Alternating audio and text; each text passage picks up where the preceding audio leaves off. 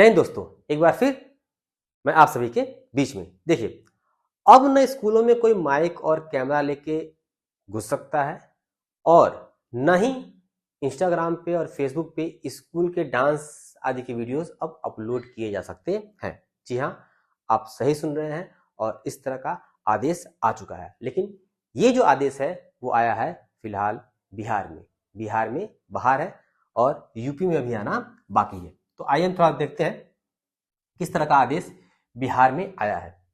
ठीक है, शिक्षा व्यवस्था को सुधारने के लिए बिहार सरकार या बिहार के जो अधिकारी वर्ग है वो थोड़ा सा क्या है, प्रतिबद्ध दिखाई दे रहा है।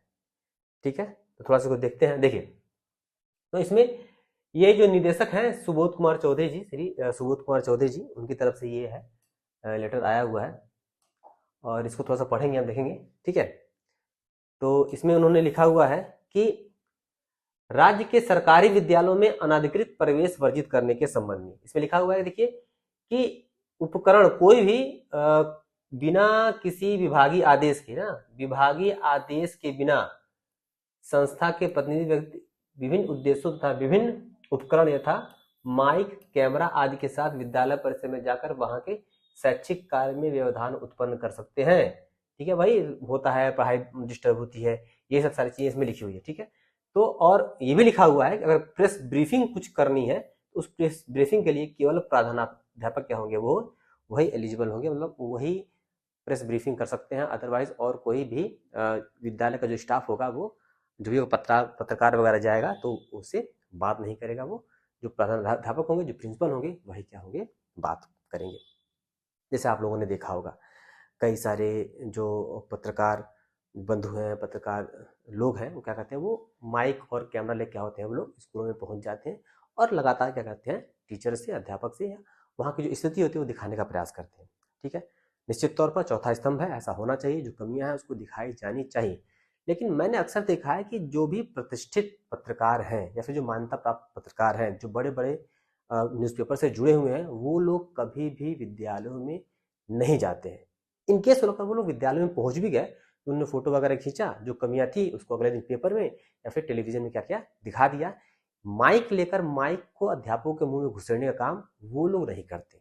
कोई भी प्रतिष्ठित पत्रकार, कोई भी मान्यता प्राप्त पत्रकार ऐसा नहीं करता। ये कौन है जो लोग करते हैं? ये लोग वही जो कुछ फॉलोअर बढ़ाने के लिए या फिर जो व्यूज पाने के लिए, क्योंकि सबसे जो आसान जो शिकार है वो प्राथमिक विद्यालय होता है, सरकारी विद्यालय होता है। वहां पे लोगों की भावनाएं भी जुड़ी होती हैं, लोगों का तो विश्वास पहले से ही सरकारी विद्यालयों से गिरा हुआ है। तो जैसे ही एक पत्रकार दिखाता है तो वो सेंटिमेंट्स क्या होता है, जुड़ जाता है, उनके व्यूज क्या होते हैं, बढ़ने लगते हैं। हाँ, मैं सही कह रही थी, ये पत्रकार सही कर रहा है। पढ़ाई कहाँ होती है सरकारी विद्यालयों में, कहाँ पढ़ाई होती है? तो इस तरह की भावना जुड़ती है और उनके व्यूज क्या होते हैं, बढ़ने लगते हैं। दूसरे, वह वर्ग जो अपना बच्चों को प्राइवेट स्कूल में पढ़ा रहा है, ठीक है, वो देखता है, हाँ अच्छा किया मैंने अपने स्कूल बच्चों को प्राइमरी में नहीं डाला, कहाँ पढ़ाई होती है, ये सही दिखा रहा है, ये सही दिखा रहा है।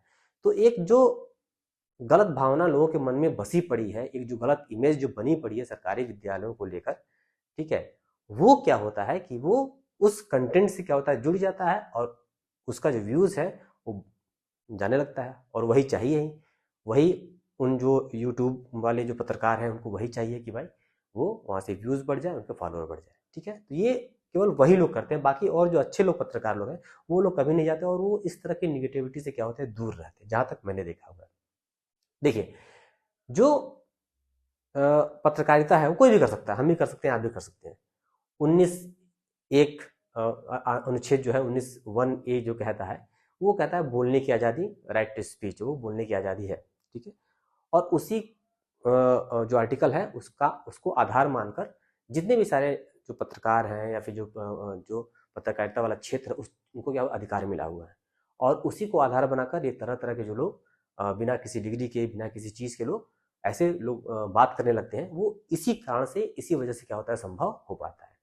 लेकिन वो लोग ये नहीं जानते कि 19(1) में अगर ये ऐसा है, ऐसा अधिकार मिला हुआ है, तो उसी में इस अधिकार पर निर्बंधन भी है। 8 प्रकार के निर्बंधन वहां पे है। मसलन की मानहानि नहीं किसी का होना चाहिए, सदाचार लोक व्यवस्था नहीं बिगड़नी चाहिए, राज्य की एकता और अखंडता पे प्रहार नहीं होना चाहिए। मतलब इस तरह की 8 निर्बंधन है और 8 प्रकार की अगर चीजें होती हैं तो आपके इस अधिकार पर भी रोक लगाई जा सकती है। ठीक है, तो जो इस तरह के गतिविधियां स्कूलों में होती हैं, ये थोड़ा सा दिक्कत है कि, और सुनिए, सबसे आसान जो शिकार इनके जो होते हैं वो महिलाएं होती हैं। पुरुष अध्यापक तो कभी आपने देखा होगा कि पीटने पाटने की, हाथापाई की घटनाएं आपने देखी होंगी स्कूलों में, लेकिन सबसे जो आसान शिकार है वो महिलाएं होती हैं।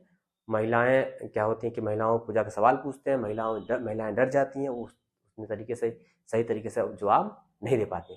पूछ दिया, स्पेलिंग पूछ दिया, किसी का कुछ और पूछ दिया, पता चला कि वो उस स्तर पे जवाब देने के में सक्षम नहीं है, या फिर हो सकता है किसी कारणों से नहीं आ रहा हो, वो चीज़ें नहीं समझ में आ रही हो, वो नहीं बता पाती। ठीक है, तो जितने भी अध्यापक और अध्यापिकाएं इस वीडियो को देख रहे हैं वो ये बात समझ लें कि अगर कोई भी पत्रकार आपके यहाँ पहुँचता है तो आप उसके जवाब देने के लिए बाध्य नहीं है। कोई भी जगह अगर आपसे सवाल पूछ रहा है, पूछा कि भाई ये एप्पल का स्पेलिंग बताइए, क्या है एप्पल का स्पेलिंग, तो आप चुप रहिए, मत बोलिए।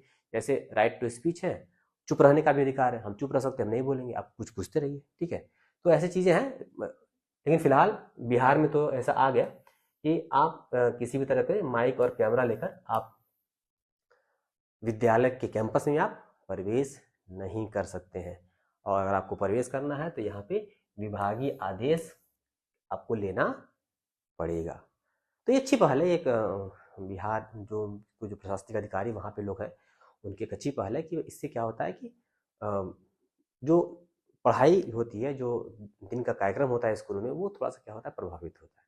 ठीक है, दूसरी बात कि पत्रकार जा रहा है, टीचर से पूछ रहा है, अब टीचर के सामने ही तेज तेज आवाज में बात कर रहा है, अब वही बच्चा बैठा हुआ है, बच्चा देख रहा है कि हाँ एक आदमी आके इससे पूछ रहा है, हमारे अध्यापक को कुछ आता नहीं है, हमारे टीचर को कुछ आता ही नहीं है, तो वो जो सम्मान है अध्यापक के प्रति उस बच्चे में क्या होता है, घटता जाता है, और जो विश्वास है वो विश्वास भी क्या होता है, घटता जाता है, और यह विश्वास की कमी उसके लर्निंग आउटकम में क्या होती है, प्रभाव डालती है। बहुत अच्छा फैसला है, वहाँ के जो भी अधिकारी वर्ग हैं, जो भी प्रशासनिक अधिकारी हैं, जो शिक्षा के जो अधिकारी हैं, उन्होंने बहुत अच्छी पहल की है और इसको क्या किया है कि ये आदेश जारी कर दिया है। ठीक है, आपको विद्यालय में जाना है, विद्यालय चेक करने जाना है, एक आदेश आप ले जाइए विभाग की तरफ से, और बिंदास जाके आप उस विद्यालय का चेकिंग वगैरह आपको जो कुछ भी पूछना है वो आप वहाँ पे कर सकते हैं। तो ये था पहली न्यूज़। अब दूसरी न्यूज़ थोड़ा देखते हैं।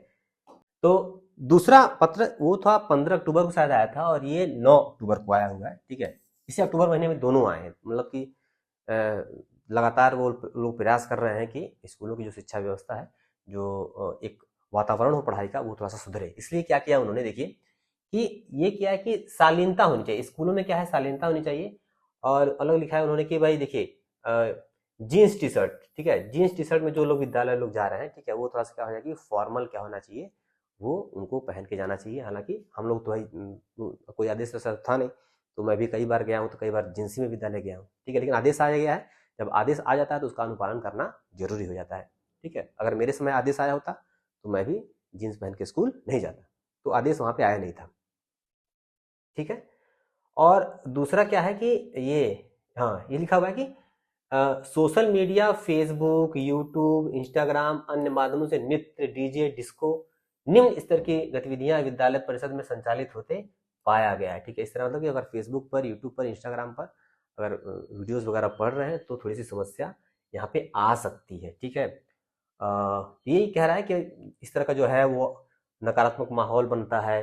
ठीक है, और ये भी कहा गया है कि कैलेंडर के अनुसार विशेष दिनों में ही नृत्य, संगीत का अनुशासित एवं शालीन कार्यक्रम ही मान्य है। मतलब कि अगर नृत्य और संगीत का कार्यक्रम हो भी रहा है तो विशेष दिन में होना चाहिए और उसमें भी शालीनता होनी चाहिए। ठीक है, हाँ ठीक है, यही सब इसमें लिखा हुआ है। इसका मतलब कि इन्होंने शिक्षकों को भी निर्देश दिया है कि शिक्षक आप लोग एक शालीन व्यवहार करके आप स्कूल में आएँ, और जो ये फेसबुक, ट्विटर और इंस्टाग्राम ये है, थोड़ा सा इस पर थोड़ा सा आपको पाबंदी लगानी पड़ेगी। ठीक है, मेरा जो पॉइंट ऑफ व्यू इसमें है, ये होना चाहिए कि एजुकेशनल जो कंटेंट है, जो अध्यापक हैं, अगर स्कूलों में एजुकेशनल कंटेंट बना के अगर उसको प्रसारित करते हैं तो इसके लिए थोड़ी सी अनुमति होनी चाहिए। क्योंकि आजकल हम देख रहे हैं जितने भी प्राइवेट स्कूल हैं, बड़े बड़े स्कूल हैं, वो लोग इंस्टाग्राम पे, फेसबुक पे, यूट्यूब पे अपने पेज और चैनल बना के लगातार क्या करते हैं, अपने स्कूलों का प्रचार करते हैं और दिखाते हैं कि हम कितना बेहतर स्कूल है।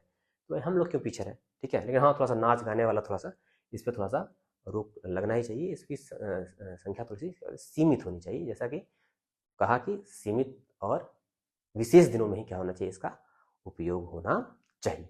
ठीक है, तो ये है, यही आदेश है। ठीक है, तो बिहार में बहार है और बिहार में लगातार शिक्षा को सुधारने के लिए लगातार प्रयास यहाँ पे अधिकारी वर्ग से लगातार क्या हो रहा है, नोटिस और आदेश क्या हो रहा है वहाँ पे जारी हो रहा है। तो देखते हैं, इस तरह का आदेश हो सकता है कि उत्तर प्रदेश में भी जल्द से जल्द जारी हो जाए। ठीक है, तो फिलहाल इतना ही है। तो धैर्य बना कर रखें, स्कूलों में अच्छे से रहें। पत्रकार बंधु भी, वो तो जो अच्छे पत्रकार हैं उनकी तो कोई बात ही नहीं है। ठीक है, जो यूट्यूब वाले जो भाई बहन है, ठीक है, वो थोड़ा सा क्या है, थोड़ा सा शालीनता बरतें और स्कूलों में अगर जाते भी हैं तो आदेश लेके जाएं बिहार में, और शालीनता से क्या करें, अध्यापकों से बात करने का प्रयास करें। मिलते हैं अगले वीडियो में। जय हिंद, जय भारत।